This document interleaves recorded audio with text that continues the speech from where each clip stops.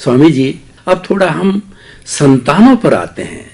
एक माता पिता के 2 या 3 संतान होती है, उसमें से वो माता पिता सबको बराबर संस्कार अच्छे देते हैं, खुद अच्छे हैं, अच्छे संस्कार देते हैं, अच्छा पढ़ाते हैं, बहुत ज़्यादा एक्स्ट्रा फैसिलिटी उन पर है ही नहीं, वो देवे कहाँ से। और उसके बाद के अंदर वो निवृत्ति की ओर जाते हैं, यानी जब वो वानप्रस्थ जीवन के अंदर जाने की इच्छा करते हैं, सबको बराबर अपनी संपत्ति देने के बाद भी अब एक संतान ऐसी होती है, गलती उसकी, दोष उसका, कमाता वो है नहीं, और माता पिता पे दोषारोपण करता है, भाइयों पे दोषारोपण करता है। ये बहुत से घरों में, सब संतान पे नहीं, इक्की दुक्की होती है ऐसी संतान, जबकि गलत वो निष्क्रिय है। ऐसा भी नहीं उसके पास में धन नहीं, दौलत नहीं, निष्क्रिय है, कमाता नहीं, उसका किस तरीके से। तो ऐसा बहुत घरों में आजकल हो रहा है।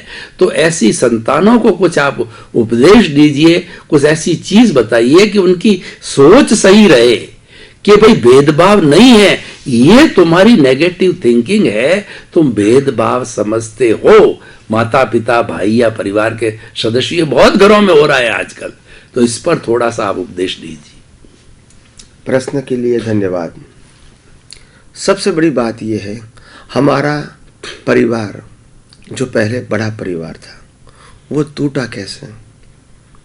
क्योंकि परिवार टूटने का मूल कारण है लोगों की व्यक्तिगत अपेक्षा। पहले जमाने में जब बड़े बड़े परिवार होते थे, परिवार में 40, 50, 60, 17, 100 लोग भी इकट्ठे रहते थे, उस समय हर बार बड़े लोगों का सम्मान होता था, इज्जत होता था।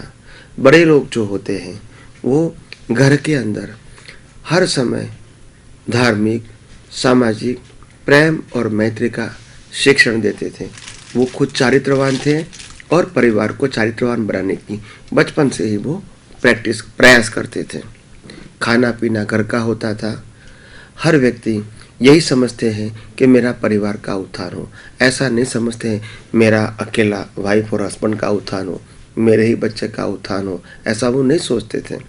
और परिवार में जो लोग कम पैसे वाले हैं या जो लोग ज़्यादा पैसे वाले हैं तो वो समझते हैं कि तो परिवार का पैसा है, चलो मेरे को पैसा ज़्यादा मिला मगर वो मेरा अकेला का नहीं है, पूरे परिवार का है, तो परिवार को काम में आएगा और उसमें मेरा आनंद समाया हुआ है। तो ये सोच थी और इसीलिए ये परिवार और पक्का होता था, मजबूत होता था और परिवार में सुख दुख आते थे, अच्छे बुरे प्रसंग आते थे।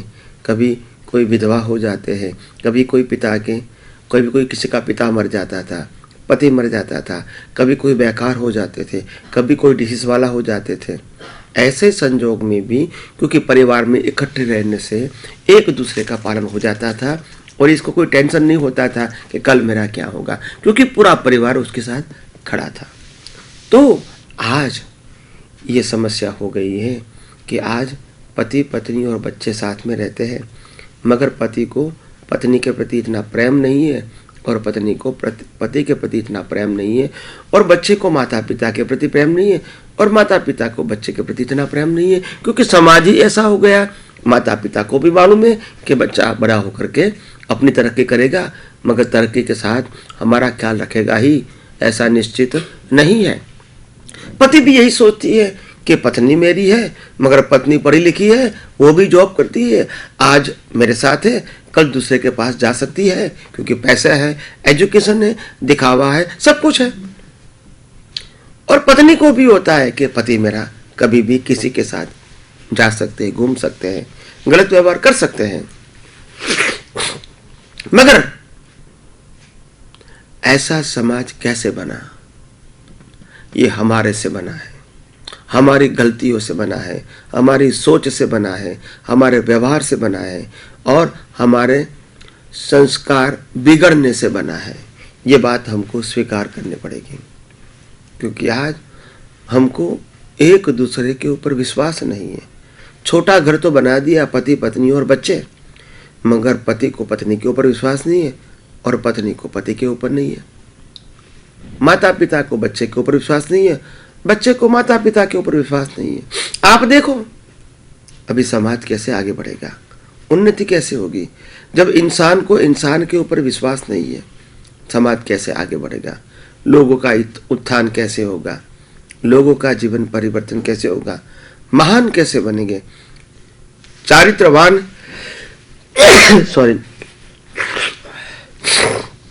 चारित्रवान कैसे बनेंगे, ये सब हमको समझना पड़ेगा। तो आइए हम सब मिलके इसके ऊपर गहरा चिंतन करें और हम पहले जैसा अपने समाज को सुसंस्कृत बनाएं, व्यक्ति को सुसंस्कृत बनाएं और बड़े की इज्जत करना सीखे, एक दूसरे के प्रति विश्वास बढ़ाना सीखे और छोटे घरों के न बनते बड़े घर बने, रहने का कमरा अलग अलग बनाओ, किचन एक बनाओ, एक साथ रहो और हर व्यक्तियों की दिक्कत है वो पूरे परिवार की दिक्कत है वो मानूंगे तो मैं समझता हूँ सबका जीवन आगे आएगा, महान बनेगा।